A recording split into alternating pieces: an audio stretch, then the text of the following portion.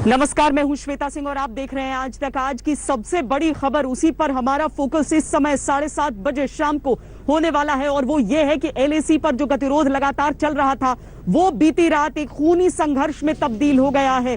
चीन और भारत के सैनिकों के बीच जिस तरीके से वहां पर आमना सामना हुआ है, जिस तरह से हाथापाई हुई है, उसमें भारत ने अपने 3 योद्धाओं को गंवा दिया है, जिसमें एक कर्नल स्तर के अफसर शामिल है, एक कमांडिंग ऑफिसर शामिल है। चीन ने भी 5 सैनिकों को अपने खोया है और चीन के 11 सैनिक घायल बताए जा रहे हैं। जो कमांडिंग ऑफिसर हैं वो कुछ ही दिनों पहले जिस तरीके से बातचीत हुई थी सीओ स्तर की, उसमें शामिल थे और चीन के विश्वासघात का ये कदम आज हमारे सामने है। चीनी विदेश मंत्री ने कहा है कि बातचीत से सीमा पर शांति बहाल करेंगे, लेकिन अभी तक बातचीत ही चल रही थी। सेना प्रमुख नरवणे ने पठानकोट का दौरा अपना रद्द किया है। पीएम सीएम बैठक में रक्षा मंत्री राजनाथ सिंह भी आज जुड़े। विपक्षी दलों ने सरकार से स्थिति पर बयान देने की, सफाई की मांग की है। रक्षा मंत्री राजनाथ सिंह और सेना प्रमुख की अहम मुलाकात हुई है। बैठक में सीडीएस विपिन रावत, विदेश मंत्री एस जयशंकर भी मौजूद थे। 45 साल बाद भारत चीन सीमा पर बहा खून। एलएसी पर चीन की हरकत से हुई हिंसक झड़प। भारतीय सेना का 1 अफसर और 2 जवान शहीद। चीनी सेना के भी मारे गए 5 जवान। पिछले करीब महीने भर से चल रहा तनाव इस कदर ज्वालामुखी की तरफ फूट जाएगा, इसका अनुमान शायद ही भारतीय फौज ने किया होगा। लद्दाख के गलवान वैली में जब तनाव खत्म करने की प्रक्रिया चल रही थी, तभी कल रात दोनों देश के सैनिक हिंसक झड़प में उलझ गए। इस झड़प में भारतीय सेना के एक कमांडिंग अफसर और 2 सैनिक शहीद हो गए। सेना के मुताबिक नुकसान दोनों तरफ हुआ है। चीनी मीडिया की एक रिपोर्ट के मुताबिक चीन के 5 सैनिक मारे गए हैं, जबकि 11 सैनिक जख्मी हुए हैं। खास बात यह है कि इस झड़प पर एक भी गोली नहीं चली। हिंसक झड़प के बाद तनाव कम करने के लिए सुबह से दोनों तरफ से बातचीत जारी है, लेकिन इस बीच हिंसक झड़प का सारा दोष चीन ने भारत पर थोपने की कोशिश की है। चीनी विदेश मंत्री का आरोप है कि भारतीय सैनिकों ने 2 बार बॉर्डर पार कर चीनी सैनिकों पर उकसाने वाला हमला किया, जिसके बाद हिंसक झड़प हो गई। लद्दाख की गलवान घाटी में चीनी सैनिकों के साथ हिंसक झड़प को लेकर रक्षा मंत्री राजनाथ सिंह ने एक हाई लेवल मीटिंग की है। बैठक में सीडीएस विपिन रावत के साथ तीनों सेना के प्रमुख और विदेश मंत्री एस जयशंकर भी मौजूद थे। पिछले 5 हफ्ते से गलवान वैली में भारत और चीन के सैनिक आमने सामने हैं। पूर्वी लद्दाख के पेंगोंग त्सो, टेमचौक और दौलत बेग ओल्डी में भी दोनों देश के बीच तनाव है। पिछले दिनों पेंगोंग त्सो समेत एलएसी के कई इलाकों में चीनी सैनिक ने अतिक्रमण की कोशिश की थी, जिसका भारतीय जवानों ने मुंहतोड़ जवाब दिया था। 1962 की जंग के बाद से ही एलएसी पर भारत और चीन में समय समय पर टकराव होता रहा है, लेकिन 1975 के बाद ये पहला मौका है जब दोनों देश की सीमा पर सैनिकों की जानें गई हैं। 1975 में अरुणाचल प्रदेश के तुलुंगला में चीनी सैनिकों ने छुपकर भारतीय जवानों पर हमला किया था, जिसमें 4 जवान शहीद हो गए थे। 1975 के बाद पहली बार चीन से लगती सरहद पर खून बहा। मामला अब सिर्फ जमीन का नहीं है, मामला सिर्फ उस सरहदी लकीर का नहीं है कि वो किस हिस्से से होकर गुजरती है। मामला अब शहादत का है। हिंदुस्तान जवाब चाहता है। दिल्ली से श्वेता सिंह के साथ आज तक ब्यूरो। एक वक्त था जब चीन की चालाकी से आगाह किया था सरदार पटेल ने तत्कालीन प्रधानमंत्री जवाहरलाल नेहरू को, लेकिन तब चीन पर भरोसा अधिक था। 1962 के युद्ध के बाद भारत ने सीख लिया कि चीन भरोसे के काबिल नहीं है। इस बार तो हिंदुस्तान ने गतिरोध की शुरुआत से ही तैयारियां पूरी रखी।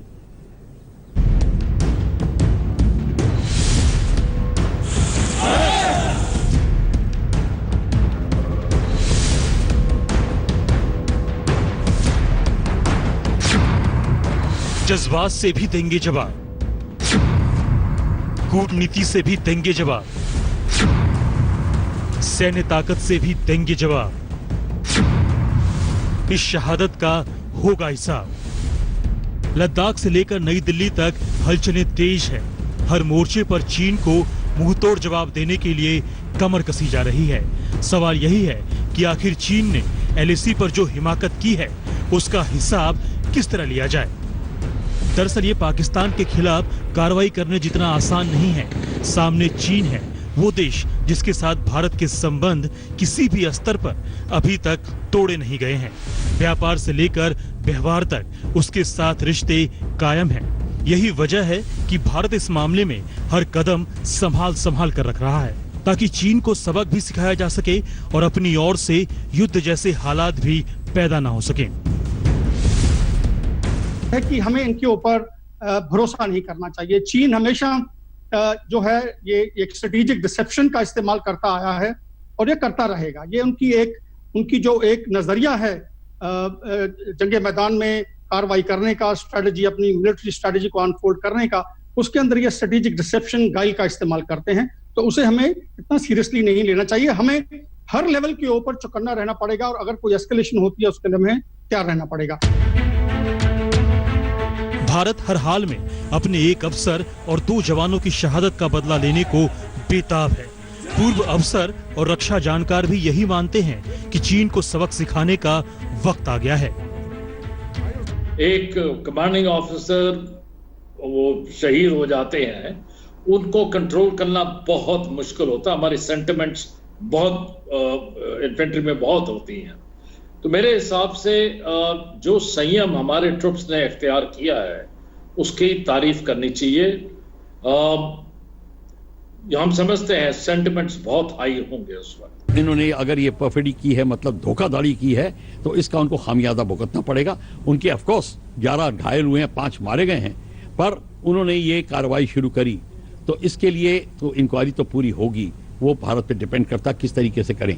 पर जो प्रवक्ता ने जो कहा बिल्कुल ठीक कहा है, पर ये जो है मीटिंग्स हैं वो स्थगित नहीं हुई हैं, वो चल रही हैं। इसका मतलब दोनों साइड कंट्रोल करने की कोशिश। इतना तो तय है कि अब ये मामला कमांडर स्तर की बातचीत से हल नहीं होगा, क्योंकि बातों के बहाने धूल झोंकने की चीन की चालबाजी सामने आ चुकी है। अब कूटनीतिक स्तर की बातचीत से ही चीन को सबक सिखाने की रणनीति पर काम हो रहा है। जो पीएलए है वो पॉलिटिकल पार्टी की आर्मी है, वो हमारे जैसे राष्ट्र की आर्मी नहीं है, उसका कोई कॉम्बैट एक्सपीरियंस नहीं है। और मैं तो कहता हूं कि थोड़ा देर इंतजार कीजिए, ऑफिशियल स्टेटमेंट आने दीजिए। और मैं एक बात आपको बिल्कुल क्लियर बताने देना चाहता हूं कि जो देश का अभी ट्रेंड है, जो सोच है, जो दिशा है, वो है रिजॉल्व का, वो है नेशनल डिसीजन, हार्ड डिसीजन लेने का, वो है नेशनल विल का। और जो भारतीय सेना है पूरे विश्व के अंदर में सबसे ज्यादा कम्बैट एक्सपीरियंस वाली है। चीन अगर ये गलतफहमी पाल रहा है कि इस तरह की कायराना हरकत करके वो भारतीय फौज को दबाव में ला देगा, तो उसे खुद अपने डिफेंस एक्सपर्ट्स की राय जानने की जरूरत है। चीन की मॉडर्न वेपनरी मैगजीन के सीनियर एडिटर वांग गोजी का मानना है कि दुनिया का सबसे बड़ा और अनुभवी पहाड़ी सैन्य बल वाला देश न तो अमेरिका है न रूस, वो भारत है। तिब्बती इलाके में भारतीय सेना की यही क्षमता उसके लिए फायदेमंद साबित होती है। 1970 के बाद भारतीय सेना ने पहाड़ी राज्यों के आधार पर बड़े पैमाने पर सैन्य बल में इजाफा किया है। भारत के पहाड़ी इलाकों में नियुक्त सैनिकों को पर्वतारोहण आना जरूरी है, जिसे देखते हुए नए पर्वतारोहियों को सेना में भर्ती किया गया है। तो चीन को अब यह समझ लेना चाहिए कि हिंदुस्तान को छेड़कर उसने गलती कर दी है, जिसका खामियाजा उसे भुगतना ही पड़ेगा। आज तक ब्यूरो। आपके मन में भी ये सवाल उठ रहा होगा कि चीन क्या चाहता है, चीन क्या करेगा अब यहां से। क्या चीन ने ये ऐसा इसीलिए किया है ताकि वो युद्ध लड़ सके हिंदुस्तान से? दरअसल चीन जिद्दी है और अब वो अपनी जिद में ही फंस गया है।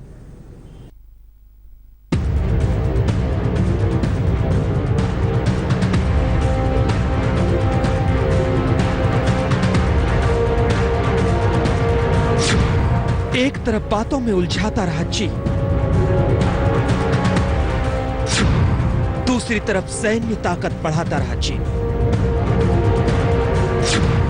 फिर मौका मिलते ही हमला बोलता रहा चीन। कैसे कोई भरोसा करे इस अड़ियल पड़ोसी का? कैसे कोई विश्वास करे कि चीन सिर्फ बातों से ही मान जाएगा? मई महीने की 5 तारीख से लेकर अभी तक उसकी जो गतिविधियां रही हैं, उससे उसकी नीति और नियत दोनों पर शक गहराता जा रहा है। एलएसी पर जो ताजा हालात हैं, उनमें सबसे अहम सवाल यही उठते हैं कि क्या सीधे सीधे भारत से युद्ध चाहता है चीन? क्या लद्दाख में घुसपैठ के जरिए अपना इलाका बढ़ाना चाहता है चीन? भारत को एलएसी के करीब निर्माण करने से क्यों रोकना चाहता है चीन?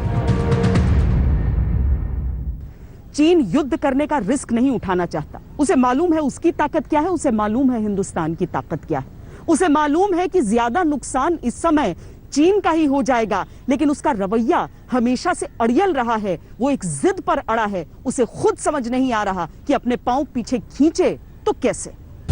चीन इतना जिद्दी है कि वो न सिर्फ एलएसी के करीब सैन्य बल बढ़ाता रहा, बल्कि लगातार भारत को उकसाता भी रहा। हालांकि भारत की नीति हमेशा ही साफ रही, अपनी 1 इंच भी जमीन किसी को देंगे नहीं और दूसरे की 1 इंच जमीन पर नजर रखेंगे नहीं। चीन ने एलएसी के करीब अपने इलाके में सड़क बनाई, भारत ने भी अपने इलाके में बना डाली। उसने सैन्य बल बढ़ाया और पेंगोंग लेक में गश्त बढ़ाई। भारत ने भी लगे हाथों सैन्य बल बढ़ाकर गश्त बढ़ा दी। चीन ने एलएसी के करीब टेंट लगाए, भारत ने आईटीबीपी कैंप लगा डाले। चीन ने आसमान में हिमाकत की, भारत ने लेह से लड़ाकू विमान उड़ाकर जवाब दिया। चीन ने सैन्य साजो सामान बढ़ाया, भारत ने 60 बोफोर्स तोप तैनात कर दी। इतना ही नहीं, सरकारी मीडिया के जरिए सैन्य अभ्यास के पुराने वीडियो जारी कर वो अपनी दादागिरी दिखाने की साजिश भी करता रहा। चाइना का माइंड पढ़ना इट इज एक्सट्रीमली डिफिकल्ट, क्योंकि वो जो बोलता है वो करता नहीं है, जो करता है वो दिखाता नहीं है, और जो दिखाता है वो होता नहीं है। That's a fact. उनके बारे में ये कहा जाता है कि वो सोचते कुछ है, करते कुछ है, दिखाते कुछ है, और जब वो सोचते हैं तो आज से 100 साल के बाद की सोचते हैं, आज की नहीं सोचते। इस बीच ताजा विवाद पर चीनी विदेश मंत्रालय ने रटी रटाई प्रतिक्रिया दी है। 中方已就此向印方提出强烈抗议和严正交涉，再次郑重要求印方切实按照有关精神，严格约束一线部队，不得越线活动，不得挑衅滋事，不得采取任何导致边境局势复杂化的单方面举动。 पिछले 1.5 महीने से लद्दाख में भारत चीन सीमा पर तनातनी बनी हुई है। कई दौर की बातचीत हुई, लेकिन नतीजा कुछ नहीं निकला। कहने को चीनी सेना 2 बार 2-2 किलोमीटर पीछे जरूर हटी, लेकिन एलएसी पर सैन्य ताकत लगातार बढ़ाती रही और अब मौका मिलते ही उसने वो हिमाकत कर डाली जिसका खामियाजा उसे भुगतना ही पड़ेगा। आज तक ब्यूरो। ये विवाद आज की बात नहीं है, इसका इतिहास दशकों पुराना है। चीन हमेशा कोशिश करता है कि समझौतों से अलग निकलकर वो सरहद की रेखाओं को पार कर ले, लेकिन भारत अड़ जाता है। इस बार भी भारत अड़ा हुआ है, लेकिन इस पूरी चीज का बैकग्राउंड क्या है वो भी आपको समझना जरूरी है।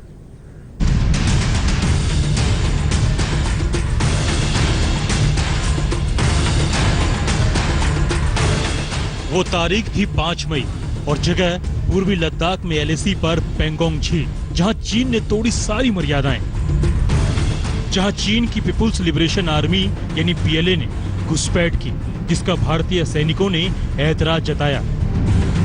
चीनी सेना की खिसियाहट इस बात को लेकर शुरू हुई कि भारत अपने इलाके में तुर्बुक श्योक दौलत बेग उल्टी सड़क को जोड़ने के लिए सड़क क्यों बना रहा है, जिसके बाद पेंगोंग झील इलाके में टकराव तेज हो गया। आवश्यकता है तो हमें एग्रेसिव पोस्चर इख्तियार कर लेना चाहिए। अगर हमने ये पहले किया होता तो शायद ये सिचुएशन ना होती। आपको जान के आश्चर्य होगा कि 2013 तक बार बार कभी भी हमने लाइन ऑफ एक्चुअल कंट्रोल का इंक्लूजन नहीं किया, चाइना ने किया और करीब 650 स्क्वायर किलोमीटर एरिया चाइना ने ले लिया। इसके बाद वो तस्वीरें सामने आई जिससे साफ हो गया कि विवाद की आड़ में चीन किस तरह की जरूरत कर रहा है। सैटेलाइट तस्वीरों से साफ दिख रहा था कि किस तरह चीन ने पेंगोंग झील के करीब अस्थायी टेंट बना लिए थे। सैटेलाइट की तस्वीरों से खुलासा हुआ कि चीन ने ठीक एलएसी पर नापाक इरादों के साथ अस्थायी ढांचे खड़े कर दिए। इसके बाद भारत ने भी करारा जवाब दिया। एलएसी पर सैनिकों की जबरदस्त तैनाती शुरू कर दी, हथियार भी तैनात कर दिए। भारत लगातार कहता रहा कि चीन 5 मई से पहले के हालात बहाल करे। इसको लेकर भारत और चीन के बीच कई राउंड की बातचीत भी हुई, लेकिन नतीजा सिफर रहा। पूर्वी लद्दाख में फिंगर 4 के पास दोनों देशों के सैनिक आमने सामने हैं। पेंगोंग झील के आगे की पहाड़ी के इलाके में 8 पहाड़ हैं। पहाड़ों के इन अलग अलग उभार पर फिंगर 1 से फिंगर 8 तक का नाम दिया गया है। यहाँ पर चीन फिंगर 8 से फिंगर 4 तक पहुँच गया। चीन ने फिंगर 4 में बेस कैंप बना दिए। तो ये है गलवान नदी, ये आके मिलती है शोक नदी से। अब शोक नदी की कहानी बेहद अहम है। शोक यानी कि रिवर ऑफ डेथ, मौत की नदी। वो इस वजह से क्योंकि सर्दियों में ये नदी जम जाती है, तो उसके ऊपर जो व्यापारियों के काफिले हुआ करते थे वो ले से निकलकर शिनजियांग जाया करते थे। शिनजियांग से वो ट्रेडिंग किया करते थे और वापस आते थे। लेकिन गर्मियों में यहाँ का पानी बहुत उफान पर रहता है। इस वजह से कई बार व्यापारी, चाहे वो चल रहे हो या घोड़े या खच्चर पे हो, वो नदी में गिर जाया करते थे और कई व्यापारियों की मौत हुई। इस वजह से इसको शोक नदी कहा जाता है, यानी कि रिवर ऑफ डेथ। तो वहां का जो संगम है दोनों नदियों का, उसके काफी नजदीक ये जो कॉन्फ्रंटेशन है वो हुआ है। असल में मसला क्या है, ये जो सड़क है DSDBO रोड जिसको कहते हैं, ये बहुत अहम है क्योंकि इससे हम अपने इक्विपमेंट को आगे दौलत बेग ओल्डी ले जा सकते हैं। चीन नहीं चाहता, तो चीन ने क्या किया, चीन ने इस पहाड़ की जो रिजेस है, यानी जो ऊंचाइयां हैं, उस पर अपने सैनिक बैठा लिए और अपने हथियार बैठा लिए ताकि वो नजर रख पाए भारत की इस बेहद स्ट्रेटेजिक सड़क पर। इस विवाद को लेकर अमेरिका भी बीच में कूद पड़ा। अमेरिकी राष्ट्रपति डोनाल्ड ट्रंप ने विवाद को सुलझाने की पेशकश भी कर डाली, लेकिन भारत ने तीसरे पक्ष की दखल को खारिज कर दिया। बाद में चीन ने भी आपसी बातचीत के जरिए ही मसला सुलझाने की बात कही। बातचीत का यह सिलसिला कई दौर से गुजरा। 22 और 23 मई को LAC पर भारतीय और चीनी सेना के लोकल अफसरों के बीच अहम बैठक हुई। 2 जून को डिविजनल कमांड स्तर की बात भी हुई। इसमें मेजर जनरल रैंक के अफसर थे। चीन अड़ गया कि भारत LAC पर सड़क निर्माण को रोके। भारत ने साफ इनकार कर दिया क्योंकि सारा निर्माण भारत की सीमा में हो रहा है। 3 जून को कुछ सकारात्मक प्रगति हुई और चीनी सेना पीछे हटी। 6 जून को दोनों देशों के बीच चुशूल के सामने हाई प्रोफाइल मीटिंग हुई, लेकिन अभी तक तनातनी जारी रही। 6 जून के बाद कई राउंड की बातचीत हुई। CO से लेकर लेफ्टिनेंट जनरल स्तर तक के अफसरों के बीच बात हुई। इसके बाद दोनों देशों की सेना कुछ किलोमीटर तक पीछे हटी और ये प्रक्रिया जारी थी। ऐसा ही तनाव डोकलाम में भी था। 2017 में 73 दिनों तक दोनों मुल्कों की सेना आमने सामने थी, लेकिन चीन को आखिर घुटने टेकने पड़े, पीछे हटना पड़ा। पेंगोंग झील इलाके में चीन ने विवाद की लकीर जो खींची है उसे मिटाना होगा, क्योंकि शतरंज के घोड़े की तरह LAC पर 2.5 कदम आगे पीछे करने वाली उसकी चाल भारतीय सेना बखूबी समझती है। अभिषेक भल्ला के साथ आज तक ब्यूरो। हमारी इस खास पेशकश में इतना ही। देश और दुनिया की बाकी खबरों के लिए आप देखते रहिए आज तक। नमस्कार, मैं हूं अंजना ओम कश्यप। हमें उम्मीद है ये वीडियो आपको पसंद आया होगा। लेटेस्ट खबरों के लिए यूं ही देखते रहिए आज तक और इस वीडियो के पसंद आने पर लाइक, शेयर एंड सब्सक्राइब करना ना भूलें।